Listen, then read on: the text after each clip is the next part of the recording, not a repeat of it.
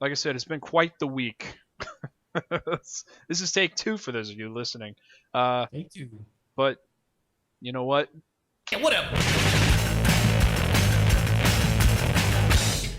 That's something really funny to say, and then we said it, and then it happened, and now it's all screwed up because this is take two. So you know what? Yeah, whatever.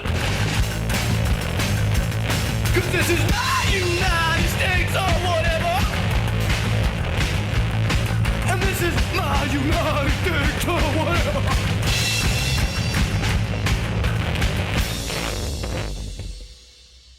All right. So usually I just have like a intro song or something, but I'm just lazy tonight. Dude, Sorry. we had a perfect. That was perfect. The intro, and it got ruined. Yeah. Oh well. So basically, what the intro originally said was, it was a bad week. I got in an accident, and then Justin had this quip about how I tweeted how people are bad drivers, and I said not people, women, whatever. Yeah, So yeah. yeah, and then it worked. It was, But it was just perfect timing. yeah, it was pretty good. But you know what? I wasn't recording, and we had to redo it. So here we are. It's January 29th, the night of this recording, 2014, And we and missed an episode. we did. Last week we were not recording because I was working and it was just a mess. Now, however, my new job is settled into a weekly routine schedule, and now I can be free on Wednesdays or Thursdays or whenever we choose to record. So Yeah. it's things will start to even out now, which is good. Yeah, I'm digging it. Cool. So let's get down to brass tacks, they say. I don't even know what that means, but All right. Cracking knuckles.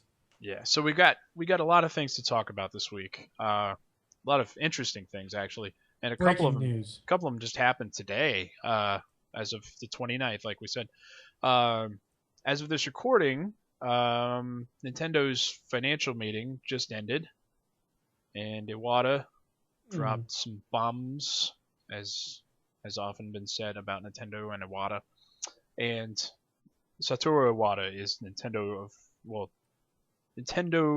I don't know what NCL stands for, but that's what Nintendo of Japan is. And basically, he is the president of Nintendo, the entire company. He's And- like the Zoolander of Yeah. Nintendo. and he has his own blue steel, and it's pretty cool. But he is responsible for the shitastic Wii U. I'm just kidding. I think the Wii U's okay, but Yeah, it is it's- okay. It's having a little trouble right now. You're making me all sad right now, I man. know. But basically, it came down to investors aren't happy and they want change, and he was supposed to outline what the changes will be in their strategy going forward.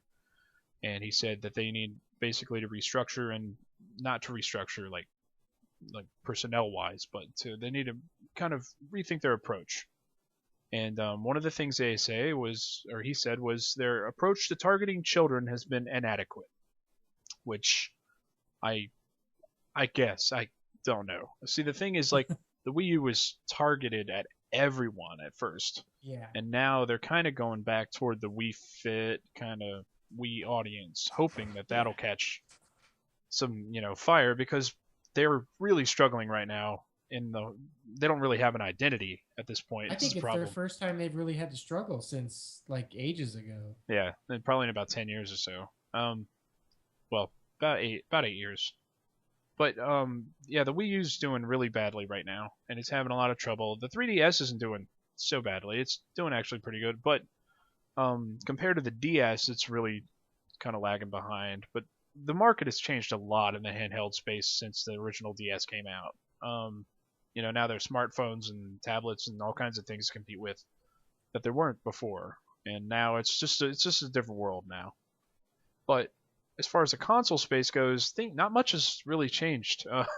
Nintendo releases an underpowered system, and it's at the end of a generation, and it's so underpowered. Unfortunately, like things like Frostbite won't run on it, so it's not getting games like Battlefield and pretty much every EA game, because they're all running on engines that can't run on the Wii U. Yeah. And it's like, Well, I mean, I understand why they kind of approach this with the Wii U, because in reality that was the Wii. It was last gen tech, and they were like, we're going to put motion controls on it. And guess Mhm. what? It sold like crazy, but it was a fluke. It was a Yeah. one-time thing. I think it was too. Here's the thing, like I honestly, here's how I think. There was an interview with Reggie Fils-Aimé back with Jeff Keighley in E3 of 2011, and it's the infamous one where like Reggie like yells at Jeff. You remember that one?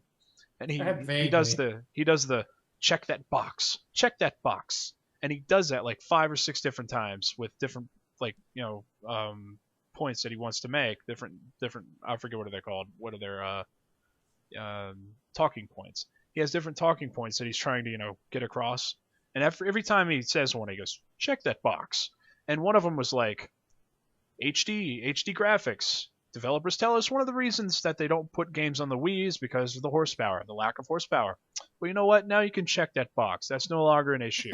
Well, like, the thing is, honestly, in 2011, if the Wii U would come out in 2011, I think it would have been a little more okay. It came out too late, came out too weak.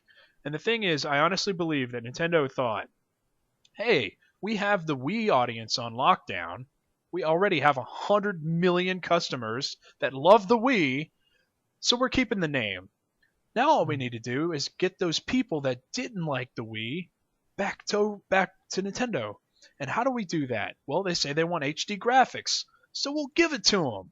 And they release a system to compete with the Xbox 360 and PlayStation 3.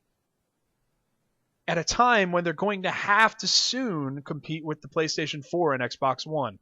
And I don't think they even thought a second time about the upcoming generation and how that was going to affect their sales.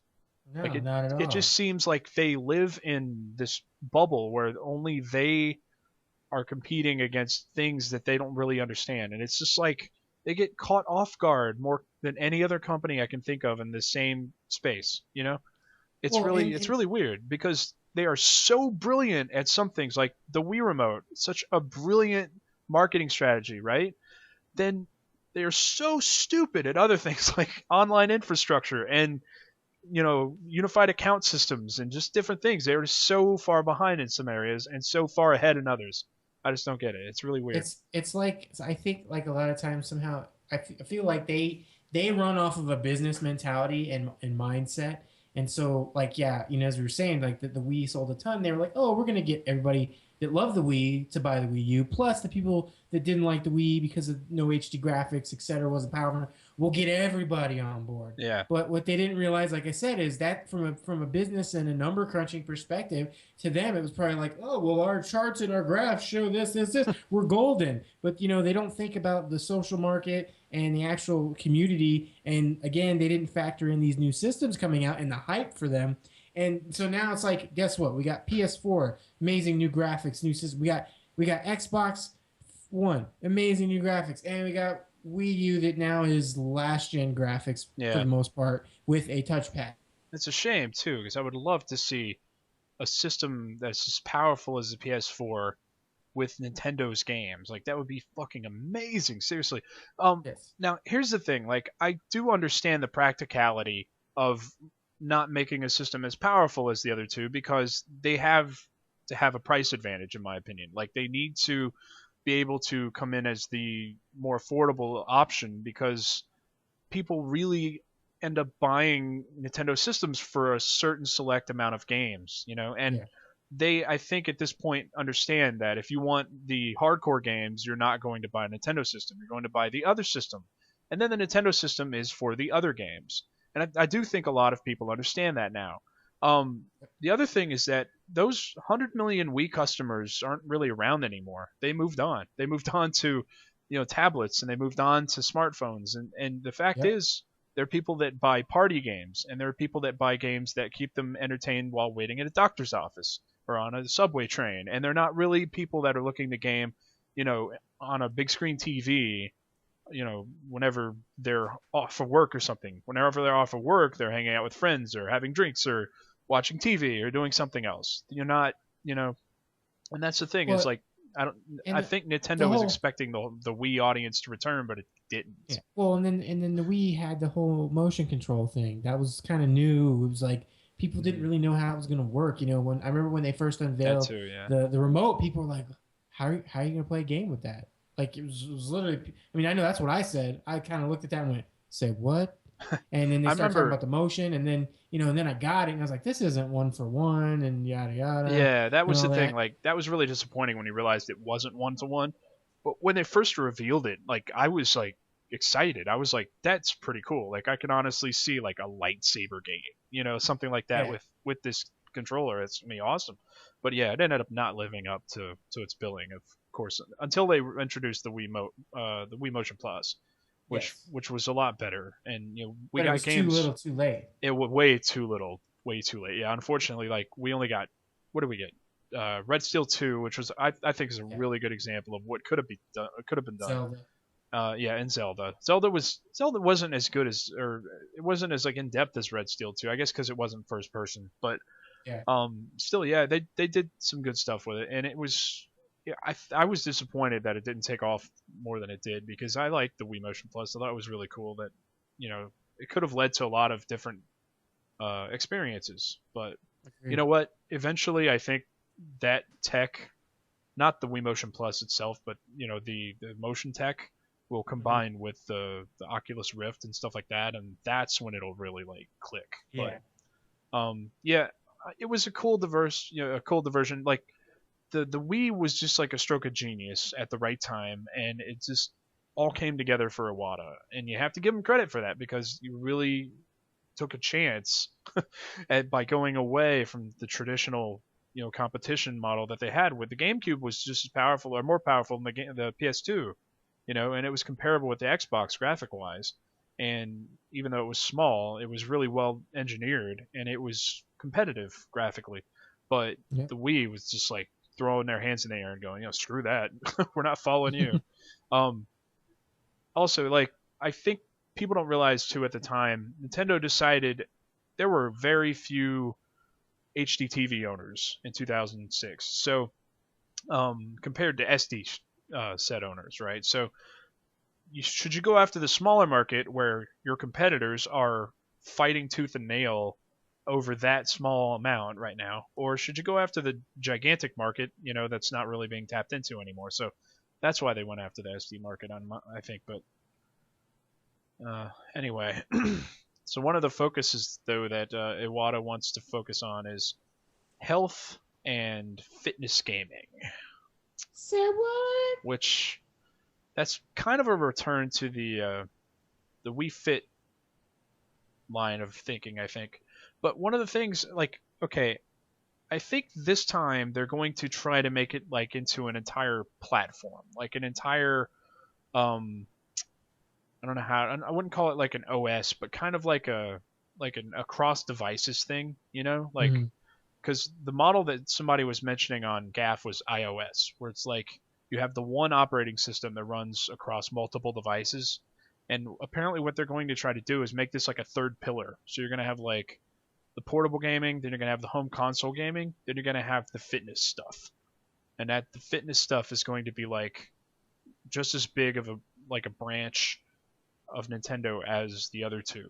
And basically, they're going to launch a platform where you can check your stats and your progress and whatever you're doing across multiple devices. And presumably, they're going to be Nintendo devices, but also probably smartphones and things like that. So it'll be But my interesting to question see how is, it will works. that work for them? Who Because knows? That's the thing. I mean, there's already so many apps and stuff like Yeah. Nike and everything else going on. Like, why do they But think that theirs those is going to apps be don't much have better? Mario. See, here's Mm, here's the thing. Like, I hope it works. I really do because, I'm somebody. I worked hard to get into somewhat better shape than I was in. And it's like I'm a really big proponent of that now. Like, I like to think that people that game are not in the best of shape, and something that would get them in better shape is something that I would like to see take off. Um, agreed. and Nintendo's good at that. Like Wii Fit's actually fun. Wii Fit U, my brother's doing Wii Fit U. He's actually lost some weight doing it, and he says it's a lot of fun. And he plays nothing but Xbox 360 all the time. And he reads GAF. He's into PC gaming and stuff like I am. So like but even he thinks Wii Fit U's fun. So I hope that they could make it something that'll turn into something that'll help support them in the end. But we'll see. I don't know if they'll be able to. Yeah, it'll be Time will interesting. tell. Time will tell all Time will tell. tales of dead men. What? I know, going all pirates on me. Yeah, sorry. Yarg. Land Yarg. ho! Um, so we'll see if Nintendo can turn things around. I think they I can. I think things that I don't know. It's going to be a rough road ahead. yeah. They've Oh got man, to. I'm worried for them, but I think they'll pull it off. I think they'll be fine. They still have a lot of cash reserves, and they're still they're not making a profit. They've made operating losses the past couple quarters, but um, you know, they've had such a long history of profiting on everything that they ever made that it's hard to see them being in any sort of shape that like Sega was or anything like that. And people that like to say that they should go third party, um, they're nowhere near being in the shape that Sega was after the Dreamcast. Just throwing Mhm. that out there. Like they have a lot more cash reserves than Sega ever did, and than Sega currently does. Sega's worth like about $4 billion right now. Nintendo's worth about 17. So Nintendo could buy Sega like 4 times over today. So don't even talk about. And honestly, I'm pretty sure Sega today is smaller and less successful than they were when they dropped consoles. So, and Yeah, that's crazy. it's probably because they're not really they're not an independent venture anymore. They're part of Yeah. Sammy, and Sammy Mhm. makes pachinko and slot games. So, but that's the thing is, just think about that. Like if you want Nintendo to shrink in size and basically become Sega, then they'll drop consoles. But if you want them, they make most of their money on hardware. So the idea of them dropping hardware is pretty far fetched in my opinion. All right, so the next thing we were going to talk about is we're big readers of NeoGAF. I am especially. I read NeoGAF all the time. It's an unhealthy amount, so Me too. I'm on there all the time. It's an Guilty as interesting charged. forum. There's a lot of negativity on there. There's a lot of strict moderation too, which is one of the reasons I like it because if you don't act accordingly, you will not be a member there for long. Uh, and I've somehow maintained a membership since 2005. So I don't know how, but I'm still there, and I still I post know. regularly. I didn't And see your tweets. Good lord. man, I stay out of the threads that I know will get me banned. Like the Last of Us was a disappointment thread. Yeah, I'm not going near that thread. Are you kidding me? Oh, I gotta admit, I love how lately there's been just thread graveyards. it's so funny. There's like 10 bannings on each first page Yeah, of every thread. It's crazy. yeah, you click in there and you just smell death. Oh man. So anyway, but there is a new member on NeoGAF, and he goes by. I want to say his name is Nocturnal, but it's not. It's NTKRNL. That's how you spell his name. So what is that? Netkernel or something? So this guy signs up. Let me see when he signed up here. He's a junior, and his first post was. He has 51 posts as of today. He joined yesterday. Okay.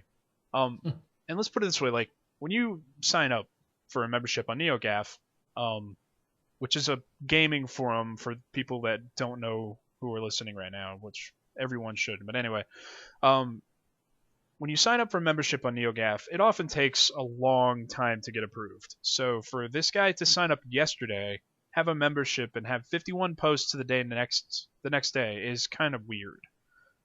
So I think somebody knew him and probably approved him. But so he comes on and he basically starts leaking Xbox One information. Mm-hmm. Upcoming releases, upcoming SKUs, upcoming just all kinds of stuff. And he's been verified by one of the moderators, Bishop TL, who's actually a well-known developer out in the wild. Like he makes his identity known.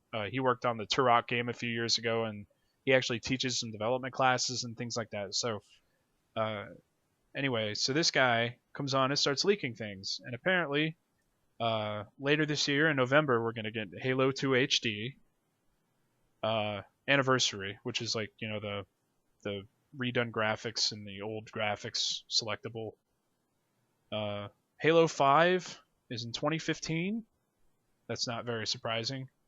And Fable, a new Fable is coming out in 2015, which is, I guess, that might be a little surprising, but Well, it depends if they're talking about that one. Like the anniversary. No, it's like shoot, I can't remember. But I heard the next game that they're working, it was like a Fable game, but it wasn't actually like Fable. It was like in the universe, but I thought it was playing completely different than the other Fables. Isn't it not being made by Bullfrog or whoever they are? What are they called now? Lionhead. Bullfrog. They used to be called Bullfrog back in the day. You talking about Lionhead? Yeah, Lionhead. When they made Populous and when Molyneux was the head of them, they were Bullfrog. And they got renamed to Lionhead. That was so many years ago. I don't know why I just called them Bullfrog, but anyway. So but I think it's not being made by Lionhead, is what I heard. But anyway. Okay. And then Crackdown 3. Crackdown. I've never played a Crackdown, so I don't know if they're any good. But Crackdown 3 in 2016. Yeah, like, woo, that's gonna be forever. Yeah, I know. And then there's a white Xbox One coming, and he said it's possible that a 399 model could come without a disc drive later this year, and that's pretty much it. No, But apparently, I didn't hear that one. Yeah, there's a big rundown in the OP, in the original post. It's OP for you guys. OP in gaming can also be considered to be a acronym for overpowered, just so you know that too. So anyway, Forza Horizon is coming fall of 2014, probably September. Super sexy weather system and shit tons of co-op and social stuff. 1080p open world so you can road trip with your bros. That's what it says. A white Xbox One is coming. This guy says, "Why all the leaks? Are you scared you might get caught?" And he says, "I'm incapable of fear. Plus, this is such exciting stuff, and me talking about it ahead of time isn't going to hurt anything, truthfully. We're all chomping at the bit for it to come out. This is not bad." Like, I'm not sure anybody else would agree with you, but okay. His ass is gonna get taken down to the China shop, man. Pretty much, yeah. So his last day at Microsoft is today. Yeah, today. So he says Quantum Break is coming, holiday of 2014. Can you imagine though? Can you imagine if this was some guy that worked for Microsoft and it's like his last day, and he's like, you know what? Fuck this. Fuck it. I don't care. I'm going to Sony anyway. All this information. We're going global. That'd be hilarious. That happens though. I mean, it does happen. Yeah, it does. Sunset Overdrive, the game from Insomniac that no one's gonna play, is fall 2014.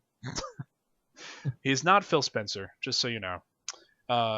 Black Tusk's canceled project was called Shangheist, which is one of the worst names I've ever heard, and it may have involved stealing stuff from the Chinese.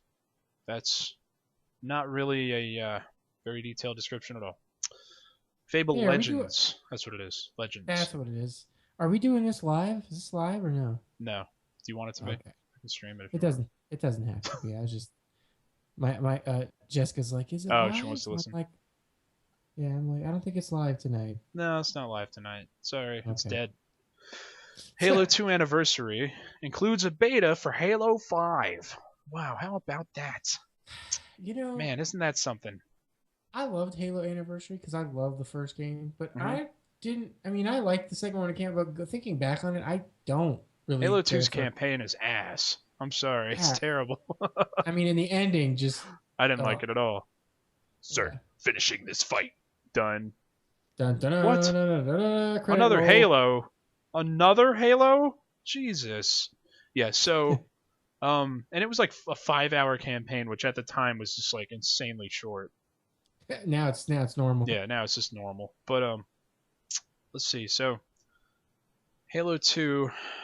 Yeah, I don't know, man. I like Halo 3's campaign a lot, and I remember I liked ODST. Okay, I didn't play Halo 4. I haven't played Halo Wars.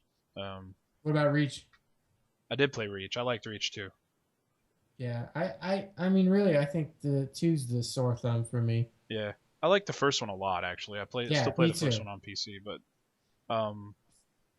yeah, man, I wish. This is an aside, but there's been rumors for over a year now that Halo 1, 2, and 3 are being released on Steam, and I would love for that to happen, but we'll see. They found like a like a forum that was made for developers on in the Steam registry for Halo 3, and it was like, what? It was just kind of out of What? nowhere. That's But not anyway, out on Steam. yeah, it's interesting. And then then Microsoft hid it, which is even worse. So Yeah. it doesn't really. And then people start hide asking, it, hide like, it. Seriously, nobody saw yeah, it. I know. And then Nobody saw it. people start asking about it, and they're like, well, okay, so Halo 2's being taken offline this January or this February. They said this in 2012. They're like, Halo 2 will be taken offline on PC in February of 2013. Play it while you can. And then people are like, what? No, don't do that. We love that game. And they go, okay, well, we will leave it online until June of 2013 while we explore other options. And then people are like, what other options? And then all this stuff leaks about Halo 3 and Trilogy and all this stuff being released. And then June Nothing. rolls around and they go, okay, we'll leave it online until next year while we still explore further options. And they're like, what are you talking about? So it's coming to Steam is what you're saying. So now people Yeah. are just going, so it's coming to Steam. Just fucking tell us it's coming to Steam already. You And know, I they're gotta not saying admit, it's the gaming industry's so funny. Everything is so secretive. I hate it. I hate how secretive. Movies you know about usually like 2 years ahead or Yeah. whatever. And games, it's like, well, we can't talk. There's embargoes, you know. Oh, it's stupid. It's like the guy, Alex Ward from Criterion, formerly of Criterion now. I hit him up on Twitter every now and then because he doesn't have a lot of followers and he's guaranteed to see your tweet. And he's just an interesting guy to talk to because he's responsible for some of my favorite games like Burnout and all that stuff. So he leaves Criterion, and the whole time, like he's working on this new project at Criterion, and you ask him stuff, and he's like, "I'm sorry, I'm not at liberty to say anything about our new project." And then he leaves the fucking company like 2 weeks later, and I ask him like, "So you're working on a project of your own?" Or he's like, "I'm sorry, I'm not at liberty to comment on my new project." And I'm like, what are you able to comment on? Like, why don't you want people to know about these things? It's crazy. Stop being an annoying ass. I Oh, can man. comment on that. Yeah, right? Like he he left the company like before he actually announced I left the company. Like he probably had left like a month earlier. And Hmm. they wait to time these things accordingly. So but it's really annoying. Oh, by the way, I hit up have you seen this game Lichdom coming out? I heard a little bit about it. So it's a CryEngine 3 first person like spell casting game. I don't know how you describe it. It's kind of like it looks kind of like Skyrim, but it's in CryEngine, and you cast spells with your hands. Kind of. There's another game like that. I can't. Wizardry or something. Anyway, it looks really nice, and it's actually being developed by a developer here in Georgia, and they're about an hour away from me. And I shot them an email asking if I could, and a tweet, which the tweet is the only thing that they've gotten back to me about. But anyway, I shot them a tweet saying I would do a developer diary video for them for free using school equipment, so I can put it on my demo reel. So we'll see what Yeah. comes of that. But Okay. I think that would be pretty cool because I'd love to go, check out that game and interview them about it and everything. But anyway, I like how you said that, like, how you sold that product. Like, yeah, you use your Oh. hands. for free, yeah.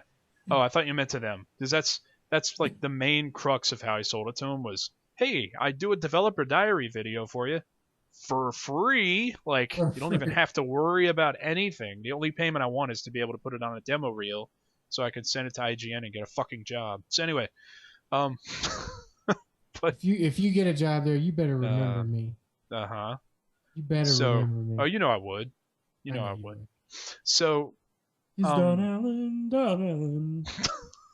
that's the crappiest Anyway. theme song I've ever had, Sorry, and I have had many. I was trying to do it on the fly. That's what you He's get. Don Allen. He's coming home, yes he is. Where I don't know. Me neither. Lady Where I hit him end up, in his car. No one knows. Yeah, that. Women Anyway. can't drive. Sorry. If you're a woman, you're listening to this. You know I am not lying. Okay, especially if you're Asian. Sorry.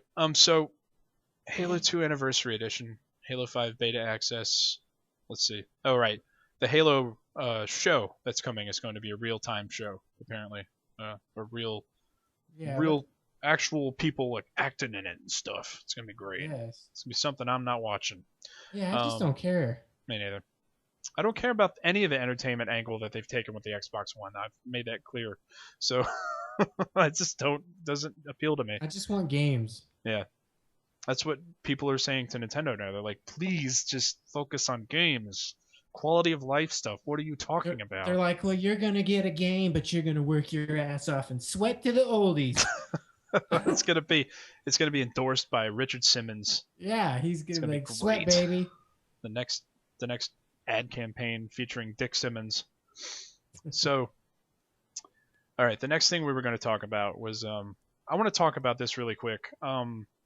Gears of War IP is now owned by Microsoft. It is no longer owned by Epic. And They sold it. yes, Epic got rid of it. Epic actually is owned by Tencent now.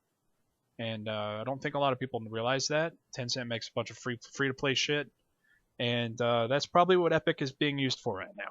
Because they make engines. They made Unreal Engine 4. And Unreal Engine 4 is probably going to power a shit ton of free to play stuff in the future. Including probably Fortnite. So get used to it, folks. Epic is dead, as you knew them. People Can Fly has been renamed.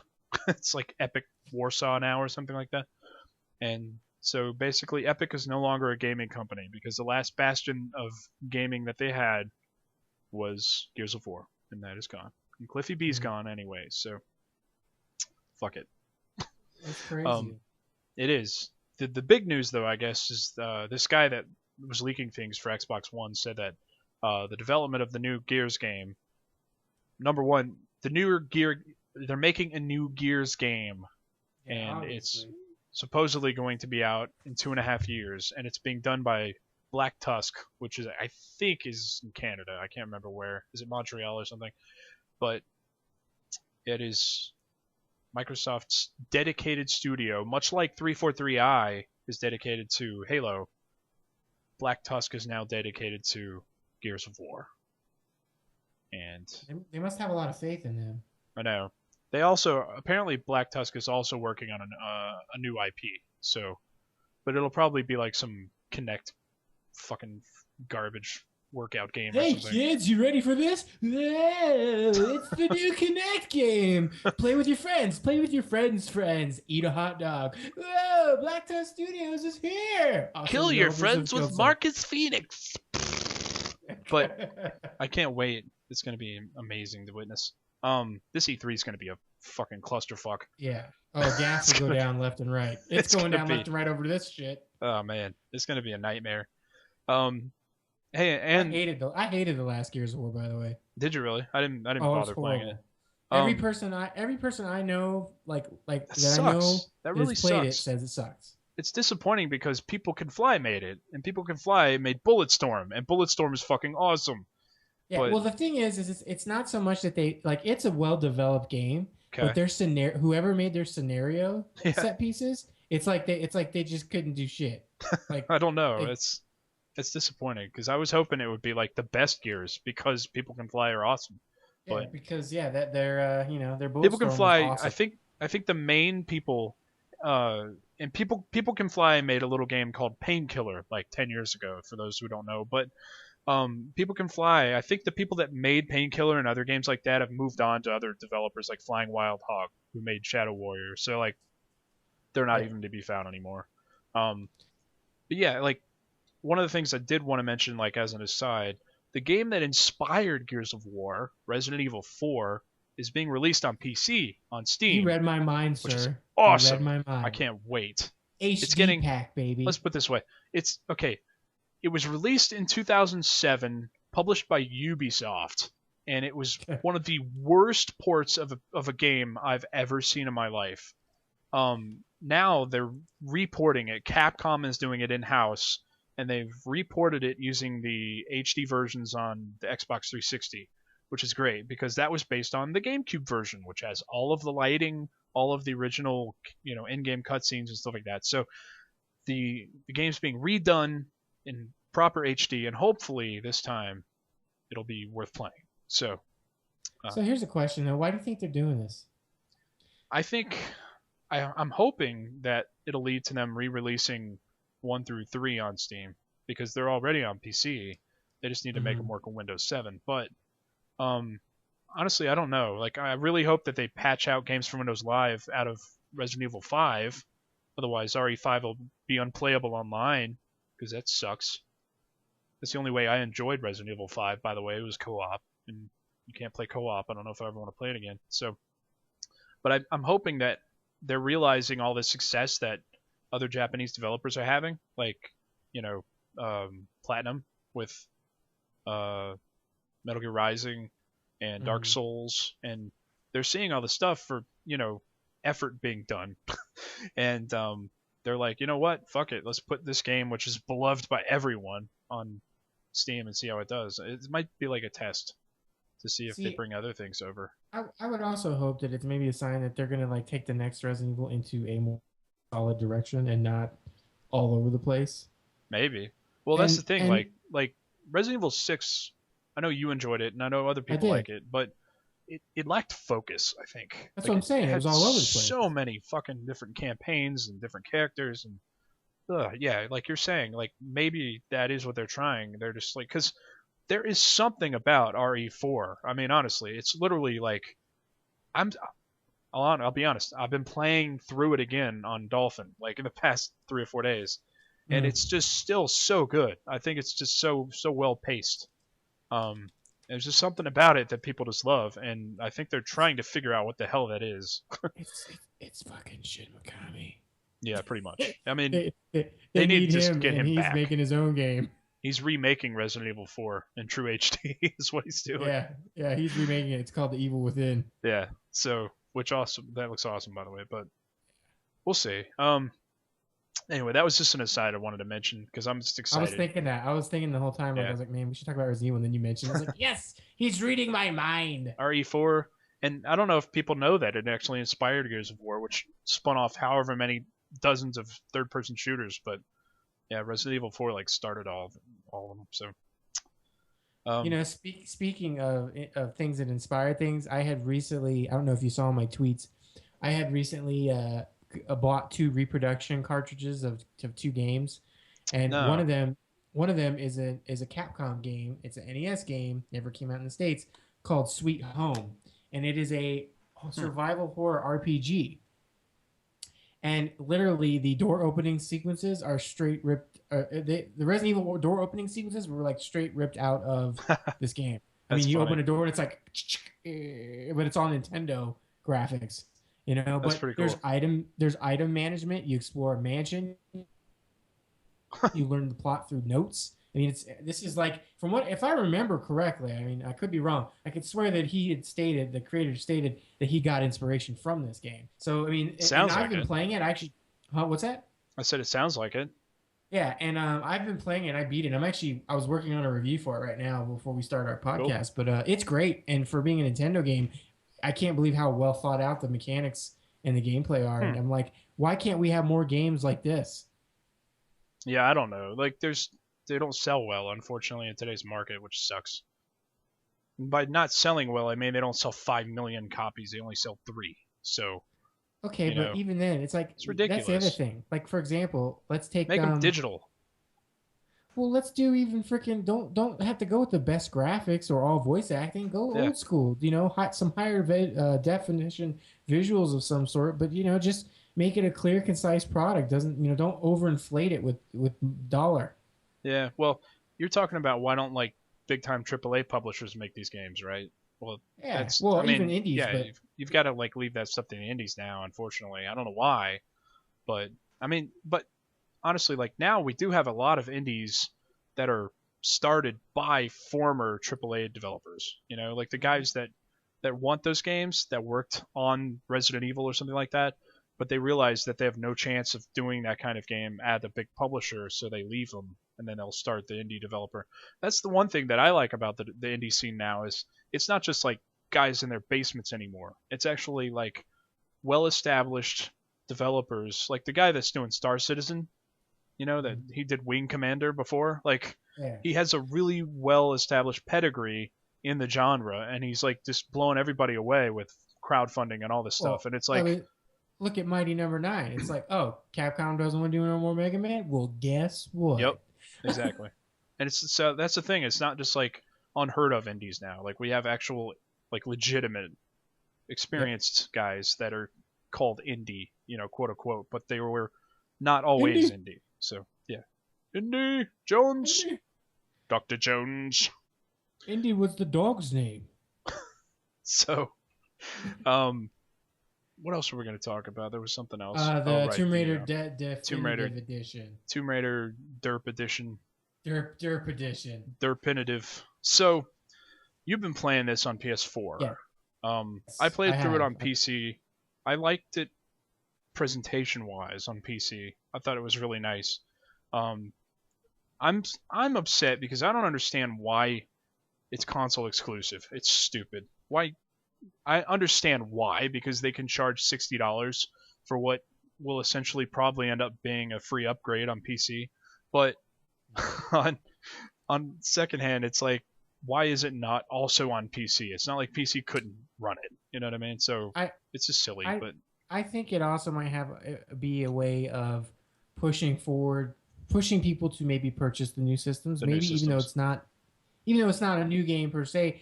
I mean, it's just some way to be like, well, you can't get this anywhere else but these two new consoles. Well, that's a good point.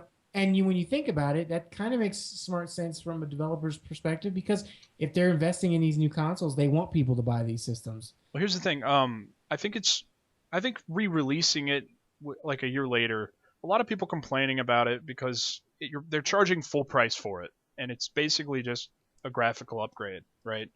And yeah. some cases somewhat of a downgrade in some people's opinion because they don't like her new face, and she looks like the actress now that played her, and that's kind of insulting to the actress that played her. But anyway, so it's just a graphical overhaul. I get it now. And they're charging $60 for it.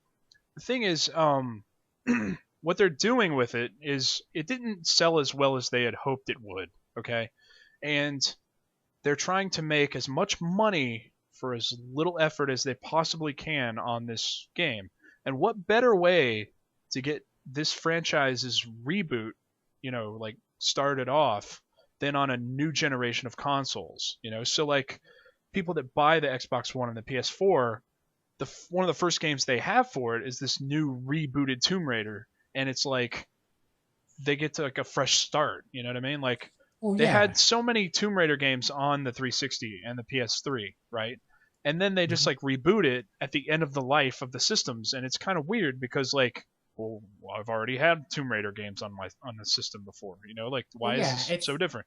Now it's a totally different system, and it's like fresh new system, fresh new Tomb Raider, go. Yeah. And it's like it makes sense. It's kind of the same problem I have with Halo 4. They're starting a new trilogy, and it's like, well, now one of the part of that trilogy is on an old system. Yeah, I don't like that at all. So I buy Halo 5 and 6, and the trilogy is complete, but I have to keep both consoles. Thanks. Yeah, it was like I was glad that they released Metroid Prime Trilogy on Wii, because Metroid Prime 3 was only on Wii, and the other two were on GameCube, and it was like, well, what am I going to do? Who knows? They could have future thoughts of that, of doing, even though it was backward compatible, but still. Yeah, I mean, but I don't know. I mean, I think too, it's just that, for example, there isn't shit coming out on these systems really. It's slow. So you release a redone game with better frame rate, better graphics, and people eat it up like candy because there ain't nothing else to play. Oh, I already played it, but shit, I don't got nothing else. And for surprisingly, a lot of people don't keep their old consoles, which I was surprised by that. Yeah, I don't get it. And so they get rid of all their consoles. They now no longer have their old stuff to play, and now they're sitting there with their new systems, Tweedledee, Tweedledum with their thumbs. Oh, I don't have anything to play. Oh, fuck, that new game, new face, new graphics. So new face. But I mean, one of the things I was going to say is I don't remember what I was going to say. So go ahead. I for example, I sold my Tomb Raider the day they announced the special edition or whatever, the definitive edition. I was like to GameStop, goodbye. And I was like, because I'll pick up the new one when it comes out, because I know they're making it too, and it'll be on the next gen, and I like Tomb Raider, blah blah blah blah. And I knew I'd play through it again. I think I'm almost done with it. But I just think right now it's like new market, new consumers for the new systems. Not enough games. People want to buy games because they're bored, and I think it's a good way to get Tomb Raider. Uh, I don't know. I won't say popular again, but just revitalized a year later. Yeah, somebody mentioned the other day on NeoGAF, and it was a really good point. Right now, publishers are trying to establish franchises. Like that's what the industry is built on now. You have Square Enix has Final Fantasy. They have they have Deus Ex.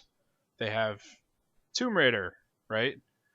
They're trying to establish Tomb Raider as a brand that like they because it has some clout already. It already had movies. It already had games that were popular way back in the day. Lara Croft is a well-known character, so it makes sense that they want to put more money into it and actually establish it and reboot it, right? Yeah. And they're trying to do that. Like they want it to be competitive with the Skyrims and all the things like that. And they're just trying to make as much money off the new reboot as they can before they actually put money into another game. So trying to get it off on the right foot with the new consoles, I think so. I think it's a good idea, but I don't know about charging full price for it. But that's something that's left up to them. And if other people don't think it's a good idea to pay that much for it, then the sales will suffer, and Yeah, and then they'll they'll learn drop their the lesson. price. Yeah, and that's the thing too. Like I know a lot of people bought the game like $30 for like 2 weeks, like for $30 like 2 weeks after it launched, because the original game didn't like set the world on fire with sales. So a lot of people are probably just going to wait for price dropping in. Yeah, and like you said too, the launch period, like there's nothing coming out for the new consoles right now, and I tweeted this yesterday, and it just like put it in perspective for me. EA said 35% of PS4 and Xbox One Western software sales were EA games in October through December. I was like, that's Battlefield 4 and Need for Speed Rivals and Madden, and that's about it, I think. But those are literally three of like the most generic games on the market. 35% of all sales were those three games. So creative. Right. Jessica wanted to say hi to you. Hi, Jessica. Yeah. It's good to never have spoken to you, but say hi to you through. She's with us in spirit. Cool. Well, I would say though, Need for Speed Rivals is actually pretty good. It's actually it's pretty fun, but that 30 FPS lock on PC has to go. It's a joke. Stupid people. It's made by Criterion too. I don't understand what they were thinking there. They used to make 60 FPS racing games on consoles, and now they were thinking FPS. to themselves, you know what? That's this ridiculous. whole first FPS thingy is controversy. Controversy is sales. Let's do it. That's it. That's cracked the the code. Oh man. I'm figuring this out. I don't think that really has a lot to do with it. Of developers. I'm not saying you're wrong, but I'm saying you're wrong. Okay. So let's see here. An early summer Wii U update will add a quicker start menu. Just reading that right now. Don't really care. Is the Wii U really that slow? Like, God, seriously? I don't really think so. It doesn't really bother me. I don't have a PS4. I rarely use my PS3. So I don't really, I'm on my PC like all the time. So I just have that for reference. So compared to my PC, I guess it's slow, but I mean like. Well, I like what this says here. So, also, one of the major benefits of the gamepad is that you can easily play video games without using your TV, and this has been well received. Unfortunately, however, after starting up the Wii U, there's a wait of over 20 seconds before we can select a video game. Holy shit, 20 seconds. Good Lord. What are you going to do? I'm going to go take a leak, then I'll come back and play my game. I don't know. I've been in the habit for a long time of turning a console on and then doing something while it turns on. Because I've been a PC guy for so long now, so like when you turn a PC on, it doesn't just go straight into Windows. You gotta like wait for the post, and you gotta wait for Windows to boot, and then Windows to load all your programs, unless you have a SSD, which I don't have a solid state drive, but you know, you gotta wait a little bit. So I'll turn it on and then go pee or something. You know, like it's not a huge deal. I got a SSD and that shit's fast.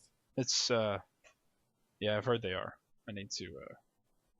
I'll wait until they get a little bit bigger though, because I want to play games off of them, not just install an OS on them. Cool. So, yep, I'll probably be using that insurance money. Oh yeah. I'll use it responsibly. That's good. You just got a new computer thanks to Geico. That's right. I don't even know who she had. She's probably uninsured. My luck. Yeah. So, I think that's. What else were we going to talk about? Do you think of anything? That's it. Nintendo DS Virtual Console coming to Wii U. Is that newsworthy? That's gonna make nobody want to buy the Wii U. The creative director of Far Cry 3 Blood Dragon talks about his new game. Doesn't really say much. He just teases it. It's like, yeah, I make new game. I can't discuss what game about. Yay, thumb up. It's like those stupid announcements for an announcement video. Are you fucking kidding me? Yep. We've got a great announcement here for you. Great announcement. What we're telling you right now is that on Tuesday, the 25th, we got a great announcement video. You can't wait for it. Hit that like button. Bye-bye. Yeah, I can't wait. So, Resident Evil 4 coming to PC. That's like the biggest news of my week. And I'd say that's the best. And the biggest thing to me anyway is 60 FPS, which is amazing because it's never been in 60 FPS ever. It's always been 30. Even the old PC version is hard locked to 30. Now it'll look like super fast. Like instead of Leon doing a roundhouse kick, he actually now does Liu Kang's flying kick. It's gonna be crazy. Cool. It's gonna be pretty badass. Wow. Yeah, it'll look great on 120 hertz refresh rate set. So that's all I care about. And you know what? There's those sequences where you gotta like jam on the button, particularly like the boulder sequence. That shit already looks sped up. Down 60 frames, it's gonna look like he's fucking just flashed. Super crazy fast. Yeah. He's back. You're like, oh my god. What is he doing? I do wonder if you're gonna have to like mash the buttons like way faster now. I don't know. You have to mash them twice as quickly just because the frame rate's twice as fast. I'm gonna go, no. So what'd you learn tonight? I learned that that people actually still buy games for $60, even though it's just a little bit of graphics. After they complain about it for a year. For 3 years. 3 months, whatever, however long we knew about it. They didn't even show it off until like it almost came out, and people were skeptical, like, oh my god, I bet it's gonna look like shit and run like shit. They didn't even talk about the frame rate. Remember that? They were like, we're not talking about the frame rate. And then, like, lo and behold, it's unlocked on PS3 or PS4 anyway. Xbox One, I think, is locked at 30, isn't it? I think it is. I think it dips occasionally, but yeah, it's. Yeah, well, it's locked at 30. It's capped at 30. I'll put it that way. Yeah. And then it runs like shit 90% of the other time. So, I learned. What did I learn? Titanfall's coming out with a beta. That's cool. Wait, it has a beta. Not into Titanfall? Not at all. Dude, have you seen Titanfall? I have. So anyway. To me, it's like, look, I'm in a mech. Look, I'm playing Call of Duty in a mech. I think it looks fun, but I'm not really. I'm not a big MP fan, and to play a game and pay $60 for that only, not for me. That's true. 16 maps though, apparently at launch. It does look cool. It looks interesting. I don't know if it looks amazing like everybody thinks, but I just want to wall jump. Yeah, that looks pretty fun. All right, so thanks for listening, everybody. Glad we can entertain you and give you breaking news on tonight's edition of Whatever with Don and Justin. We'll be back next week with some new content. Until then, take care of yourselves and each other. Hoobastank. Thanks, Jerry Springer.